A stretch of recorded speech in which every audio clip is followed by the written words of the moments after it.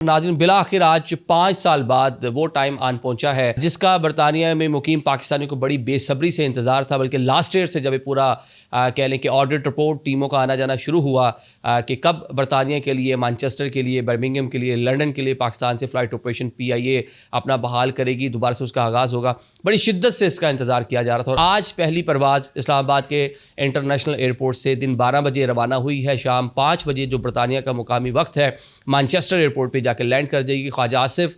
और इस पूरे मामले में बहुत ही अहम किरदार अदा करने वाली खातून जो पाकिस्तान में हाई कमिश्नर है बरतानिया की, जेन मैरिड साहबा, इन्होंने बड़ा रोल प्ले किया है। इन खातून ने बहुत से डिप्लोमेट्स होते हैं आकर अपना, जिस तरह बहुत से लोग अपनी जॉब पे जाते हैं, सिर्फ अपनी काम से काम रखते हैं। कुछ लोग तो बड़ा ही कह लें कि जाफिशानी के साथ काम करते हैं, बड़े सीरियस होकर काम करते हैं। जो लेडी जो हैं, इन्होंने बड़ा जाफिशानी से काम किया और इन्होंने इस पूरे फ़्लाइट ऑपरेशन की बहाली में बहुत ही इंपॉर्टेंट रोल इन्होंने प्ले किया है, जिसका आज ख्वाजा आसिफ ने इजहार भी किया, उनको वहाँ पे शील्ड भी दी। और एक तो ख्वाजा आसिफ एक्साइटेड नज़र आ रहे थे, PIA के जो हुकाम है वो एक्साइटेड नज़र आ रहे थे। उनसे बढ़कर ये खातून जो है आज हमें एयरपोर्ट के ऊपर पूरी सेरेमनी के अंदर एक्साइटेड भी नज़र आ रही थी।